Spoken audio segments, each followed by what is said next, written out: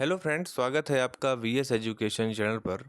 तो फ्रेंड्स, जो travel department में दस्तावेज सत्यापन की जो प्रक्रिया चल रही है उससे संबंधित मैंने एक और वीडियो बनाई हुई है। उस वीडियो का लिंक इस वीडियो के डिस्क्रिप्शन में है, आप वहां से जाकर चेक कर सकते हैं। ये वीडियो मूल रूप से आवश्यक दस्तावेजों की सूची को लेकर के है कि आपको कौन कौन से डॉक्यूमेंट्स इस पूरे प्रक्रिया में ज़रूरत पड़ेगी, उसको लेकर के है।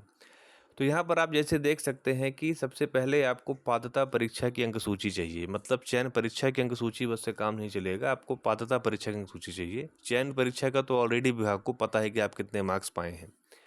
दूसरा है जन्म तिथि के प्रमाणीकरण हेतु 10वीं की अंक सूची। तीसरा है स्नातक उपाधि की अंक सूची सभी सेमेस्टरों की या वर्षों की। ठीक है, माने फाइनल वर्ष का नहीं ले जाना है, आपको सभी सेमेस्टर्स का लेके जाना है या फिर सभी वर्षों का लेके जाना है। चौथा है बीएड की अंक सूची सभी सेमेस्टर ऑब्लिक वर्षों की। पांचवा स्नातकोत्तर उपाधि की अंक सूची सभी सेमेस्टर्स या वर्षों की।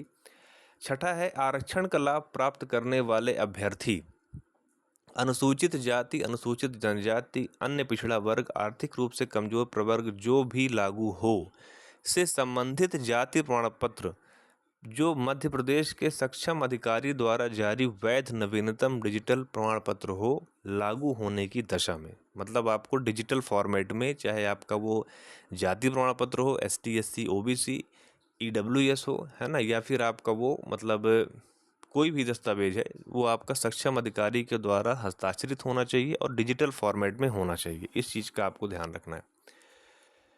और सातवां नंबर है मध्य प्रदेश का स्थायी निवासी प्रमाण पत्र, क्योंकि कुछ आरक्षण है, कुछ सुविधा जो है वो मूल निवासियों को मिलती है, खासतौर पे महिलाओं को, तो इस चीज़ के लिए वो स्थायी प्रमाण पत्र मांगते हैं, तो वो भी आपको मूल निवास प्रमाण पत्र लेके जाना पड़ेगा। आठवां है अतिथि शिक्षक अनुभव से संबंधित सक्षम अधिकारी द्वारा जारी प्रमाण पत्र लागू होने की दशा में। ठीक, अतिथि शिक्षक अनुभव प्रमाण पत्र आपको ले जाना पड़ेगा। 9 नंबर है स्थायी दिव्यांगता भूतपूर्व सैनिक की स्थिति में सक्षम अधिकारी द्वारा जारी वैध नवीनतम डिजिटल प्रमाण पत्र। ठीक है। छठा है बोनस अंक से संबंधित सक्षम अधिकारी द्वारा जारी प्रमाण पत्र लागू होने की दशा में। बोनस अंक कैसे प्राप्त होते हैं उससे संबंधित मैंने एक वीडियो बनाई है, उस वीडियो का लिंक मैं इस वीडियो के डिस्क्रिप्शन में डाल दूंगा, तो आप वहां से जाके चेक कर सकते हैं। 11वां नंबर है आयु सीमा छूट संबंधी प्रमाण पत्र सक्षम अधिकारी द्वारा यदि लागू हो तो लागू होने की दशा में आपको ले जाना है। मध्य प्रदेश का जीवित रोजगार पंजीयन। और 12वां नंबर है उपनाम परिवर्तन की स्थिति में शपथ पत्र नाम एवं उपनाम दोनों परिवर्तन की स्थिति में राजपत्र में परिवर्तित नाम के प्रकाशन की प्रति लागू होने की दशा में।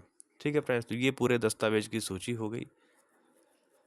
अब फ्रेंड्स हम लोग आगे बात कर लेते हैं इसमें कि आपका जो फॉर्म होगा वो कैसे भरा जाएगा।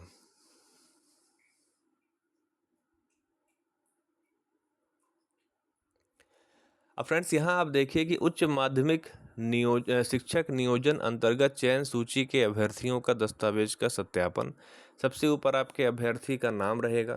ठीक है, एक एक करके मैं बता देता हूँ। अभ्यर्थी का नाम रहेगा, पुत्र पुत्री पिता का नाम रहेगा, अनुक्रमांक रहेगा, है ना, विषय किस विषय के आप टीचर बनने जा रहे हैं वो रहेगा, और फिर आपका पता रहेगा, मोबाइल नंबर, ईमेल आईडी, ये चीज़ें हो गई।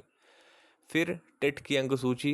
ठीक है, उसमें आपका विषय, कितने अंक आप प्राप्त किए और किस वर्ष आपने उत्तीर्ण किए, क्योंकि 2018 में भी टेट की परीक्षा हुई थी, तो 23 के हैं आपकी या फिर 18 के हैं, तो वो आपको यहाँ लिखना है। चयन परीक्षा की अंक सूची आपको लगाना है, विषय लिखना है और अंक लिखना है। ठीक है, क्योंकि वर्ष इसलिए लिखा हुआ है क्योंकि इसी वर्ष चयन परीक्षा पहली बार हुई है। ठीक है, तो विषय डालना है और आपको अंक लिखने हैं। तीसरा नंबर है प्रवर्ग श्रेणी, अनारक्षित है प्रवर्ग को छोड़कर। अगर आपका यूआर से सिलेक्शन हो रहा है तो फिर आपको कोई प्रवर्ग नहीं डालना, सिर्फ आपको अनरिजर्व्ड यहाँ पे लिख देना है। ठीक है, यहाँ पे आप यूआर लिख देंगे, ऐसे तो बन जाएगा। बाकी अगर कोई है तो वहाँ पे आप वो मेंशन करेंगे। चौथा नंबर है हाई स्कूल हायर सेकेंडरी की अंक सूची के अनुसार जन्मतिथि अंक सूची संलग्न करें। मतलब वही है, मतलब आपका जो जन्मतिथि है वो आप यहाँ पे मेंशन करें 10वीं की मार्कशीट के हिसाब से। पांचवा स्नातक के मुख्य विषय तीनों वर्ष सभी सत्रों की अंक सूची सेमेस्टर होने पर प्रत्येक सेमेस्टर की अंक सूची संलग्न करना है। तो यहाँ पे आपको प्रथम वर्ष, द्वितीय वर्ष, तृतीय वर्ष आपको यहाँ पर क्या लिखना है, विषय लिखना है वहाँ पर। छठवां नंबर है स्नातकोत्तर का विषय एवं श्रेणी दोनों लिखना है। ठीक है, कि प्रथम वर्ष में, है ना, कब हुआ आपका, प्राप्तांक कितना था, उसकी श्रेणी क्या थी, और विश्वविद्यालय का नाम यहाँ पे लिखना है। ठीक है, फिर स्नातकोत्तर उत्तीर्ण करने का वर्ष एवं स्वाध्याय दूरस्थ नियमित हैं तो वहाँ पे लिखना है। ठीक है, तो ये किस मोड में आपने किया है वो भी लिखना है कि किस मतलब उत्तीर्ण करने का वर्ष लिखना है, और साथ में कि वो उसका मोड क्या था, आपने रेगुलर मोड में किया है कि प्राइवेट मोड में किया है, ये आपको वहाँ पे डालना पड़ेगा। ठीक है, ये यहाँ पर इतना हो गया। अब आगे देख लेते हैं।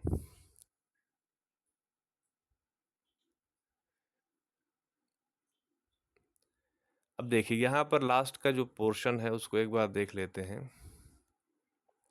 8वां पॉइंट यहाँ पर बोलता है कि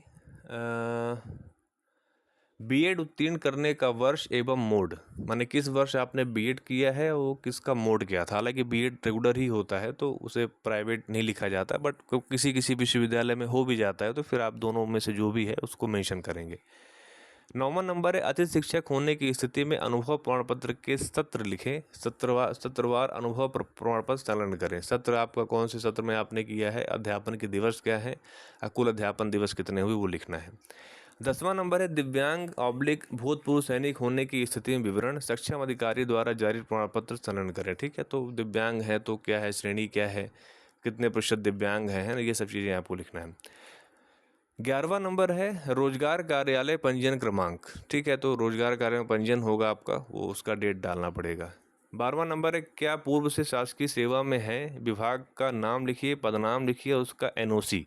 ठीक है, तो आपको वहाँ पे लिखना पड़ेगा, जो भी आप किसी विभाग में अगर जॉब कर रहे हैं तो उसका विभाग का नाम लिखेंगे, किस पोस्ट पे है ये लिखेंगे, और साथ में उसकी एनओसी वो भी वहाँ पर मेंशन करेंगे। 13वां नंबर है कि अन्य विवरण, आय छूट इत्यादि से संबंधित अगर कुछ है तो वो आप यहाँ पर मेंशन करेंगे। फिर आपके यहाँ पर साइन हो जाएंगे, अभ्यर्थी के हस्ताक्षर, और यहाँ पर फिर परीक्षणकर्ता की टीप होगी और परीक्षणकर्ता के हस्ताक्षर होंगे। उसके बाद आपका दस्तावेज सत्यापन की प्रक्रिया कंप्लीट हो जाएगी और फिर आपको एक पावती वहाँ पर दे दी जाएगी। पावती आप लेकर आएंगे, उसे भूलना नहीं है, क्योंकि वो पावती ही आपका इस बात का प्रमाण है कि आप दस्तावेज सत्यापन की प्रक्रिया में आप वहाँ पर सम्मिलित हुए। तो ठीक है फ्रेंड्स, ये पूरी वीडियो थी। अगर आपको ये वीडियो अच्छी लगी है, हेल्पफुल रही है, तो आप इसे लाइक कीजिए, अपने और फ्रेंड सर्कल में शेयर कीजिए, और अगर चैनल पर पहली बार आ रहे हैं तो चैनल को आप सब्सक्राइब कर लीजिए। Thank you.